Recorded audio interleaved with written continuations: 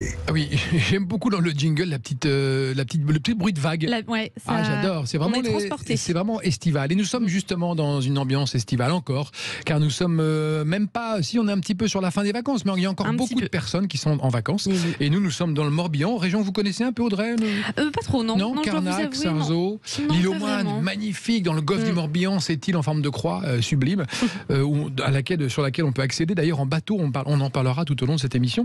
Mais auparavant, nous avons une question d'été primordiale. C'est ça, nos professionnels du tourisme ont-ils le sourire en cette fin de saison? Quel bilan après cette saison touristique qui s'achève dans quelques jours, quelques semaines? Et pour ça, nous recevons Jay Custer, le directeur du camping Le Paradis en Dordogne et vice-président de la Fédération nationale de l'hôtellerie en plein air. On reçoit aussi Marcel Bénézé, président de la branche des cafés, bars et brasseries. Et nous recevons aussi Michel-Yves Labbé, fondateur de Départ Demain, un site internet pour les retardataires qui veulent partir en vacances assez rapidement. Bonjour messieurs. Bonjour à tous. Bonjour Jay Custer, Marcel Bénézé, Michel-Yves Labbé. On va commencer donc avec cette première question. On va commencer par vous, Jay Custer, et on fera un petit tour de table. Avez-vous le sourire en cette fin de saison? Ça se voit, non? Ah oui, mais la radio, ça se voit pas. Non, ça se voit pas, mais ça s'entend. Donc vous n'avez pas le sourire. Oui, très bien. Marcel Bénézé. Oui. Ah oui, très belle saison. Surtout sur Paris, juillet, ça a été formidable. Août, ça a été un peu plus difficile, mais il y a beaucoup de touristes. La province a très bien marché. L'écotourisme aussi. Le plein air a très bien marché. On en a la preuve aujourd'hui. Non, c'est une belle saison, comme on les a connus en 2019, 2018. D'accord. Il était temps de revenir sur des fréquentations normales. Vous, Marcel, vous parlez pour les cafés, bars et brasseries, du GNI Senior 4. D'accord. Et l'hôtellerie aussi. Et l'hôtellerie, bien sûr.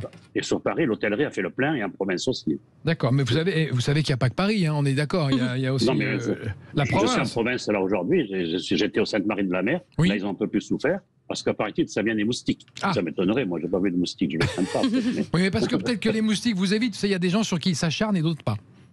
Moi, pas du tout. Je les vois même pas. Et Michel-Yves Labbé, fondateur de Départ Demain. Oui, moi j'ai un sourire crispé. Ah, crispé. Vous allez nous expliquer pourquoi. Mais d'abord, Départ Demain, c'est quoi? C'est une société qui est spécialisée dans quoi? Dans les ventes de dernière minute, voire d'ultra dernière minute, puisqu'on a la capacité, si vous achetez aujourd'hui, de vous faire partir demain. N'importe où? Pas uniquement ça, mais oui, c'est ce qu'on fait, de vendre les invendus en quelque sorte. D'accord, génial. Donc oui, c'est ça. C'est le stock des invendus qui est à disposition et si ça correspond à un désir, vous le vendez tout de suite. Absolument. D'accord. Alors donc vous avez un sourire, vous m'avez dit mitigé. Dites-nous pourquoi. Parce que les mois d'avril, mai, juin, voire juillet, étaient des très bons mois. Il y avait ce qu'on appelait les revenge travelers, donc les gens qui avaient envie de voyager après 2 années où ils n'avaient pas pu voyager. Au mois d'août, ça se stagne un peu, ça se tasse. Et aujourd'hui, on a peu de visibilité sur l'automne et aucune visibilité sur l'hiver. D'accord. Donc, on ne sait pas du tout ce que ça va donner. C'était bon jusqu'à présent, donc le sourire, et ne sachant pas de quoi le futur sera fait, la crispation du sourire. Je comprends. Jay Custer, directeur du camping Le Paradis en Dordogne et vice-président de la Fédération nationale de l'hôtellerie de plein air. L'engouement pour le camping continue. On est plutôt content de cette saison. Il a fait un temps assez beau à peu près partout. Tout va bien. On peut le dire comme ça, oui, tout à fait. C'est vrai qu'après 2 années assez perturbées, mais finalement qui n'étaient pas si mauvaises que ça pour le monde du camping, on a fait une année excellente.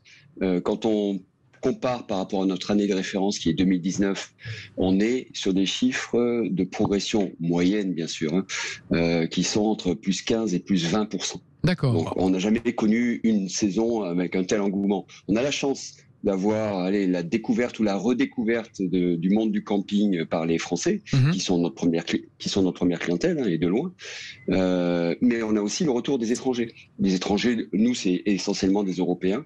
Donc les Hollandais, les Anglais, même les Britanniques aussi sont de retour, ce qui est assez intéressant.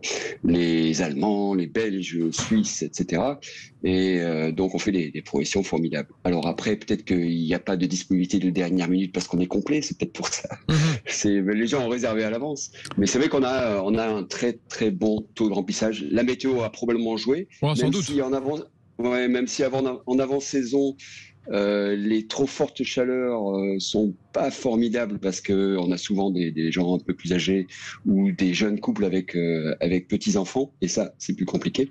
Mais sinon, non, les météos comme ça, nous ça nous va bien. Rappelez-nous quand même que la profession s'en sort bien après ces 2 années de Covid où elle était au ralenti, et finalement les trésoreries n'ont pas été trop impactées. Beaucoup de campings en ont profité pour rénover un peu leur déco, leur structure, et du coup on a l'impression que ça a redynamisé le secteur. Oui, alors c'est un peu spécial parce que, comme disait mon interlocuteur précédent, on a dû s'adapter, on a dû être très agile, on n'a pas de vision. Même maintenant, je vous avoue que quand, rappelez-vous, début juin, mi-juin, on ne savait pas trop si la vague de Covid qui était naissante, qui montait très très vite, allait impacter sur la saison. Donc on est chat échaudé, craint l'eau froide. Donc absolument. On ne sait pas trop ce que avec la pré-saison, mais pendant ces 2 années, finalement, on a eu un peu moins de monde, mais on a eu des très bonnes hautes saisons, et on a aussi baissé nos frais de fonctionnement. Donc, quelque part, certains s'en sortent mieux. Donc, on a eu un peu plus de cash, des investissements plus importants, et il faut le dire aussi, on a le monde des groupes et chaînes qui s'installent de plus en plus et qui arrivent avec beaucoup de finances et qui rénovent des campings qui en avaient peut-être besoin aussi. Oui, absolument, c'est vrai. Marcel Bénézet, président de la branche des cafés bar brasseries du GNI Sinorcat, vous dites que les touristes reviennent. Quels touristes étrangers reviennent? Parce qu'on attend comme le Messie les Chinois, les Américains, et lesquels reviennent? Alors, les reviennent, c'est surtout les franco-français et les européens. On a quelques européens, beaucoup, oui. Donc, on a quelques Américains. On a aussi, bien sûr, je crois qu'il y avait une coupure. On a aussi beaucoup d'Anglais qui sont venus retrouver la France, qui leur avait manqué pas mal de temps. Mais dans l'ensemble, la saison a été très bonne. La montagne fait une belle saison. Tout ce qui est plein air, les gens avaient besoin. Aujourd'hui, c'est beaucoup qui a marché beaucoup. C'est aussi les places, les estivales, les festivals, les fêtes de village, par exemple, les fêtes locales, tout ça a beaucoup fonctionné. Il y a eu du monde partout. Ça, on peut dire que c'est l'effet après Covid, où les gens ont été confinés, ils n'ont qu'une envie, c'est d'être en plein air et de s'amuser. Exactement. Ça a pris une ampleur énormément. Et puis beaucoup de sites organisent des soirées dans des masses. Moi, je suis en Camargue en ce moment. Dans les masses en Camargue, il y a des soirées organisées. Je pense que c'est une très belle saison. Et septembre s'annonce de bon augure sur Paris, par exemple. Les salons, il y a de très beaux salons à Paris qui arrivent. Oui. Les hôtels font le plein. Aujourd'hui, l'hôtellerie française, que ce soit en province ou même surtout Paris, on est 90% de remplissage aujourd'hui pour septembre, octobre, novembre. Donc, oui, c'est vrai. La rentrée, le seul problème que nous avons, c'est qu'aujourd'hui, c'est les salariés. On a du mal à trouver du personnel. Et ça, c'est une crainte parce qu'aujourd'hui, la profession de la restauration se retrouve dans un étau. Vous avez aujourd'hui le remboursement de PGE, le report de charges qu'il faut rembourser. Vous avez la matière première qui a augmenté. Ça a augmenté les salaires, ça tant mieux, parce que déjà, on a du mal à recruter, mais on a gardé nos salariés. Mais aujourd'hui, j'ai peur que la fin d'année soit difficile pour certaines brasseries, de grosses brasseries. Aujourd'hui, à Paris, vous avez des brasseries qui ont fermé. Oui, des grandes brasseries qui n'ont jamais fermé en 50 ans, qui ont fermé parce que les chefs d'entreprise qui travaillent dans leur entreprise sont usés et fatigués. Je les ai eu au téléphone, ils m'ont dit on va fermer, on n'en peut plus. Ils n'ont pas de personnel pour assumer la jonction des vacances. Donc aujourd'hui, on n'avait jamais eu ça à Paris. Et en province, c'est difficile aussi. Sur Lyon, beaucoup de brasseries ont fermé aussi par manque de salariés. Michel Labbé, les points touristiques. Oui. Allez-y. Les quartiers touristiques ont dans l'ensemble bien travaillé. Ça a été plus difficile. C'est des portes, par exemple, porte de Versailles, il n'y a pas de salon, donc il n'y avait personne. Vous avez aussi la porte Maillot, il y a des gros travaux. Donc ces grosses brasseries ont eu des difficultés parce qu'on ne peut pas passer porte Maillot. Mais bon, ça, s'il y en a pour 2 ans, on le sait, ça va passer. Michel... Mais dans l'ensemble, les restaurateurs sont heureux. D'accord, bon, très bien, ça c'est la bonne nouvelle. Michel-Yves Labbé, fondateur de Départ Demain, qui proposait des voyages en dernière minute. Vous voyez l'avenir un peu moins serein, mais pourtant on dit que les Français ont envie de partir à l'étranger après avoir redécouvert la France, et que l'hiver s'annonce comme une période de départ vers l'extérieur. C'est vrai ou pas? Alors écoutez, j'espère. D'accord. Mais pour l'instant, les chiffres ne le donnent pas. Bon. Parce que de toute façon, aujourd'hui, tout le monde achète en dernière minute. D'accord. Il y a des C'est la tendance. Avec le Covid, parce qu'on ne sait pas, on parle d'une nouvelle vague à la rentrée, avec la guerre en Ukraine, on ne sait pas ce qui va se passer, et ainsi de suite. Donc, il y a de plus en plus d'achats de dernière minute. Et quand je dis dernière minute, c'est dans le mois qui précède le départ. D'accord. Donc, du coup, vous n'avez aucune visibilité sur la suite des événements. D'accord. Donc, on va continuer. S'ils veulent voyager, mais bon. On va continuer à faire ce petit état des lieux du tourisme en France et à l'étranger et voir si tout le monde est dans la joie et la bonne humeur. D'où, dans un instant, on continue sur le route de l'été. On fait une petite pause. À tout de suite, mes amis. Sud Radio Question d'été. Restez avec nous, chers auditeurs de Sud Radio, car dans un instant, nous allons explorer une région formidable, le Sud-Bretagne, et nous allons partir dans le Morbihan. Mais auparavant, nous sommes sur une question d'été à régler. Tout de suite. Qu'on pose sur le compte Twitter de Sud Radio d'ailleurs. Êtes-vous parti en vacances cet été? Eh bien, les abonnés du compte Twitter ne sont pas partis beaucoup en vacances cet été, voire pas du tout. Voilà. C'est pas ce que dit la tendance avec nos amis G. Custer, directeur du camping Le Paradis en Dordogne, Marcel Bénézé, qui est président de la branche des cafés, bars, brasseries et hôtellerie du GNI Sinorcat, et fondateur de Départ Demain, Michel-Yves Labbé, qui sont plutôt, on va dire, dans un optimisme mitigé, mais quand même assez enthousiasme pour l'avenir. Juste une petite question pour vous, Jay Custer, directeur du camping Le Paradis en Dordogne et vice-président de la Fédération nationale de l'hôtellerie de plein air. Est-ce que le moral des campeurs a été impacté par la somme des catastrophes qui leur sont un peu tombées dessus cet été, à savoir les incendies, il y a eu des inondations, il y a eu encore hier un mort en Corse, des arbres leur sont tombés, ce matin, les arbres sont tombés sur une tente. Est-ce que tout ça fait que les amateurs de camping baissent un peu pavillon? Non, pas vraiment. On a toujours eu une ambiance plutôt formidable dans les campings. C'est vrai que les incendies ont un impact phénoménal, ça c'est clair. Bon, déjà parce que vous, les médias en général, le relayez bien, mais parce qu'on a eu un phénomène tout à fait exceptionnel aussi, pour l'avoir vécu de pas très loin, puisqu'on n'est pas très loin de la Gironde, et on a vécu les fumées. Ah oui. On a eu l'impression qu'on avait un barbecue géant ici en Dordogne sur. Oui, on l'a senti même à Paris. Oui, ah oui. Oui, c'est vrai. Donc, les fumées et l'odeur. C'est ça, tout à fait, ouais. Et donc ça, oui, on a eu même des gens qui, de l'étranger, nous appelaient, est-ce que vous êtes impactés? Donc ça, c'est le genre d'événement qui est pas très favorable. Mais à votre avis, général, à votre sens, ça n'a pas découragé les amateurs de camping? Non, pas directement. Ça n'a pas nui à leur enthousiasme? Non, on a des taux d'occupation qui sortent vraiment de l'ordinaire. On a sur l'ensemble du pays. Alors c'est ça aussi, c'est quelque chose qui est intéressant depuis le Covid, c'est qu'on a une redistribution un petit peu. On a toujours l'attrait de la mer. L'essentiel de nos clients vont vers les campings de bord de mer, mais on a une augmentation de fréquentation des campings de l'intérieur, de montagne aussi, qui est très très intéressante, à deux chiffres aussi depuis les années Covid, et ça continue cette année. Oui, d'accord. Oui, c'est vrai que quand on fait du camping ou quand on réside dans une hôtellerie de plein air, on est forcément un peu le jouet des éléments, en tout cas la victime possible de tempêtes. Oui. C'est inhérent à l'hôtellerie de plein air, c'est sûr. Ça fait partie du jeu. Alors les incendies, c'est vrai qu'on avait plutôt l'habitude dans le sud de la France ou encore dans le sud-ouest sur les grandes forêts de pins, mais pas ailleurs. Alors que cette année, il y a eu des incendies un peu partout. Vous parliez de la Bretagne pour tout à l'heure. En Bretagne, il y a eu des incendies. Il y en a eu dans les Vosges. Il y en a eu un peu partout. Donc à un moment, j'ai compté, on a des systèmes d'alerte auxquels nous sommes abonnés dans le monde du camping, et on a compté jusqu'à 16 incendies en France au même moment et répartis carrément sur l'ensemble du pays. D'accord. Marcel Bénézé, président de la branche des cafés, bars, brasseries, hôtellerie. Que compte faire la profession pour faire revenir les jeunes et travailler dans les bars, brasseries et hôtelleries de France? Alors, il faudra bien qu'ils reviennent travailler, parce que où sont-ils passés? Parce qu'il n'y a pas que la restauration. Aujourd'hui, le problème, il est général. Où sont-ils passés? Il faudra bien qu'ils reviennent travailler, parce qu'à un moment donné, il faut qu'ils mangent, qu'ils se logent, qu'ils payent leur loyer, ou alors ils sont chez papa et maman. Mais les salaires, c'est pas un problème de salaire. Le problème des salaires qui sont bas, c'est dans les fast-foods. Mais nous, dans nos restaurants, les salariés sont bien payés. Ils n'ont pas des salaires de SMIC. Les salaires attractifs dans une brasserie ou hôtellerie, c'est combien à peu près par mois? Un serveur, c'est 2 400 €. Dans une bonne brasserie, plus les pourboires, il peut faire 3 000, 3 500. Les cuisiniers, c'est plus solide. Des fois, dans certains établissements, des plongeurs, des gens qui font des épluchages, tout ça, ils sont à 1 600. Aujourd'hui, on est déjà, nous, la profession, à 10% au-dessus du SMIC.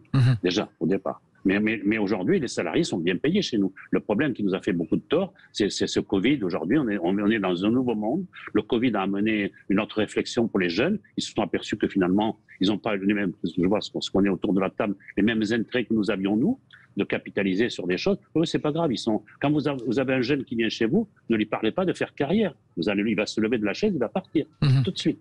Donc aujourd'hui, ils travaillent 6 mois à un endroit, c'est eux qui choisissent sur leurs horaires, il faut faire des plannings avec le personnel, même leur demander à eux. Non, c'est compliqué. Aujourd'hui, au niveau des salariés, c'est très très compliqué. Mais je pense que tous les métiers, il n'y a pas que la restauration. C'est ça le drame. Marcel Bénézet, merci. Michel-Yves Labbé, vous qui êtes fondateur de Départ Demain, donnez-moi les 3 tendances de départ demain, si je veux partir demain. C'est quoi? C'est la Grèce. La Grèce, oui.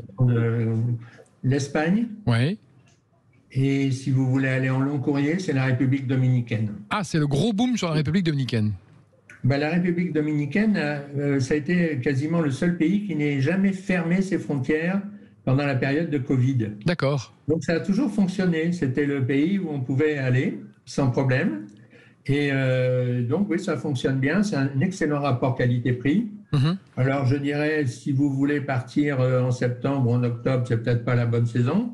Mais à partir de novembre, décembre et pendant tout l'hiver, ça serait une bonne saison, oui. Donnez-moi un ordre de prix pour la Grèce, pour la République dominicaine et pour l'Espagne. Alors la Grèce, à partir de septembre, si vous voulez quelque chose de correct, je dirais un 4 étoiles avec pension complète, par exemple, ça va vous coûter aux alentours de 750-800 € la semaine, avec l'avion. Avec l'avion? Oui, bien sûr. Ouais, pas mal. Oui, en septembre, ça baisse beaucoup. Ça baisse beaucoup, les prix baissent beaucoup. En Espagne, vous aurez à peu près les mêmes eaux de prix. Voilà. Et en Repdom, vous allez sortir à 1100, 1200 €. D'accord, très bien. Et vous avez parfois des promotions avec des prix plus bas en fonction du remplissage des compagnies. Voilà. De toute façon, on a tous intérêt autour de cette table à partir en vacances hors saison, quand on peut, quand on n'a pas d'enfants. C'est quand même mieux. Ne serait-ce que parce que vous allez éviter les queues, le tourisme évidemment. De masse et ainsi de suite, c'est évident. Et ça coûte beaucoup, beaucoup moins cher. J'ai Custer. Une comparaison. Vous avez aujourd'hui, si vous voulez aller la semaine prochaine à Djerba, c'est 650 € l'avion. Où ça? Et encore, vous n'avez pas votre valise pour le prix. Djerba? Oui, pour aller Paris-Djerba, la semaine prochaine, aller-retour, c'est 650 €. Et si vous voulez une valise, ça va faire 735 €. D'accord. Donc c'est fou quand même. Alors par contre, à partir d'un Djerba, ça vaut 300 € normalement, 300-350 €. Jay Custer, la saison des campings se termine quand en France? En gros, fin septembre, mais on a des collègues qui sont ouverts toute l'année. On a une saison d'hiver aussi. Mais en gros, la majorité des campings ferment aux alentours de fin septembre, mi-octobre. Aujourd'hui, on est d'accord que... il y a encore une belle arrière-saison prévue. Oui, c'est vrai. C'est encore vivable et économiquement fiable jusqu'à fin octobre, on va dire. Combien de campings en France? Rappelez-nous le chiffre.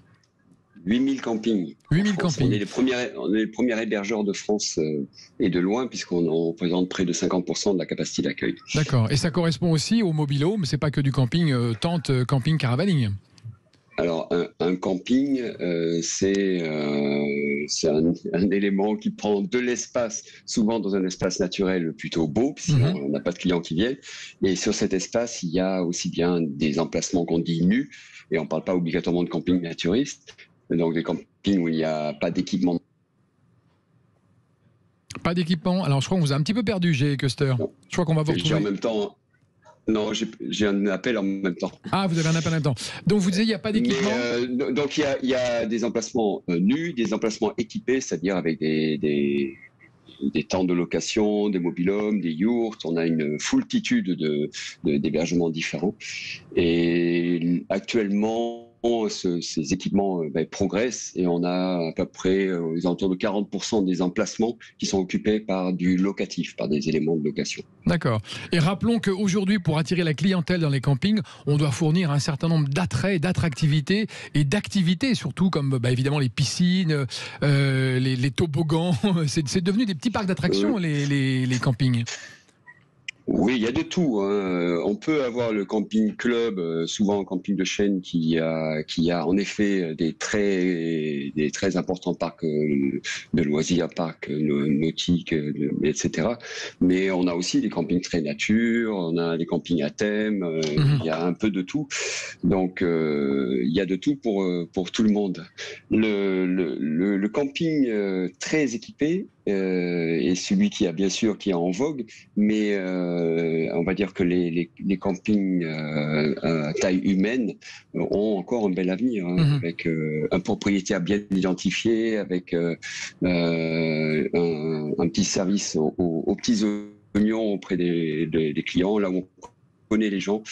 La taille moyenne de camping en France, c'est 110 places. Donc c'est quand même dans l'ensemble des très petites entreprises. Marcel Bénézé, on avait compris que vous êtes le président de la branche des cafés, bars, brasseries du GNI Sinorcad. Vous avez un sourire mitigé, mais est-ce que votre sourire revient avec la saison d'hiver et d'automne qui se profile ? Alors, sur la capitale, sur Paris, il n'y a pas que Paris en France. Bien sûr. Sur Paris, ça s'annonce de bon augure. Les réservations d'hôtellerie sont là. Il y a c'est pour dire à 90% complet. Il y a de très bons salons qui vont se passer porte à Versailles. Oui, il y a un salon qui arrive d'ailleurs, le salon du voyage insolite. J'ai appris ça, qui va être absolument formidable au mois de mars. C'est ça. Donc, il y a beaucoup de salons. Donc, la reprise sera là. Mais le problème, c'est de trouver du personnel parce qu'on est obligé de réduire les heures d'ouverture. Et alors qu'on a besoin de travailler pour payer tout ce mur de dette que nous avons avec le PGE, les remboursements des charges. Donc, il fallait travailler énormément. Le PGE, c'est quoi, Marcel ? C'est le prêt garanti par l'État qui a été donné pendant la période Covid. Il est rentré en remboursement aujourd'hui. Et là, aujourd'hui, c'est compliqué. Je pense que la fin de l'année, pour la profession, j'ai peur d'avoir de la casse à la fin d'année. Je le dis à chaque fois, mais je pense que ça va arriver. Aujourd'hui, il y a un mur de dette qu'il faut franchir, et vous pouvez le franchir que lorsque vous travaillez pleinement dans votre entreprise. Il y a des restaurants qui à 10h, 22h sont obligés d'arrêter le service parce qu'ils n'ont pas de cuisinier ensuite. Ils n'ont pas de cuisinier, ils n'ont pas suffisamment de serveurs. Donc ça va poser un problème. D'accord. Mais sur Lyon, on a les mêmes problèmes aussi. Nous, on organise notre congrès sur Lyon au mois de novembre, et on a eu du mal parce que les soirées, ça va être compliqué. Merci beaucoup. C'est partout, ça. Merci beaucoup, Marcel Bénézé. Merci, G. Custer. Merci, Michel-Yves Labbé, pour ce bilan plutôt positif sur cette saison d'été. Et puis, on va serrer les coudes et comprendre qu'il faut se mobiliser pour la saison d'hiver. On vous fait confiance à tous, les professionnels du tourisme. Merci d'avoir participé à ce débat.